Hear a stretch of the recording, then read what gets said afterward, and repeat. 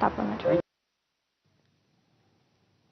प्रभादेवीतल्या Elphinstone पुलाच्या पाडकामादी या पुलावरून होणारी वाहतूक बंद करण्याचा निर्णय नुकताच घेण्यात आला आणि त्यानंतर आता एल्फिन्स्टन पूल परिसरात होणारी संभाव्य वाहतूक कोंडी टाळण्यासाठी तिथं अधिक पोलीस तैनात करा अशी मागणी ठाकरेंच्या शिवसेनेचे आमदार आदित्य ठाकरे यांनी मुंबई पोलीस आयुक्तांना पत्र लिहून केली आहे। सायन आणि लोकमान्य टिळक पुलाचं काम अद्याप अपूर्ण आहे, त्यात एल्फिन्स्टन पूलही बंद केल्यामुळे वाहतुकीची समस्या आणखी गंभीर होऊ शकते असंही आदित्य ठाकरेंनी आपल्या पत्रात नमूद केलंय। वाहतूक कोंडीची समस्या टाळण्यासाठी त्यांनी पूर्व पश्चिम जोड मार्गांवर आणि प्रामुख्याने माहीम, दादर, वरळी आणि शिवडी परिसरात अधिक वाहतूक पोलीस तैनात करावेत अशी विनंती मुंबई पोलीस आयुक्त देवेंद्र भारती यांना लिहिलेल्या पत्रात केलेली आहे।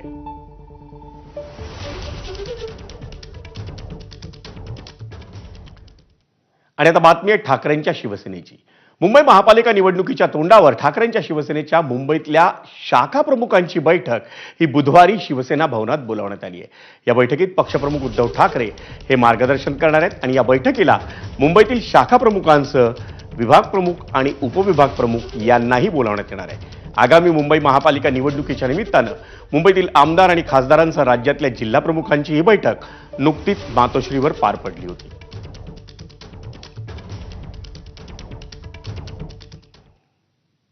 आणि एक महत्त्वाची बातमी मंडळी, मुंबईत काल मध्यरात्रीपासून पावसानं जोरदार हजेरी लावल्यानं अनेक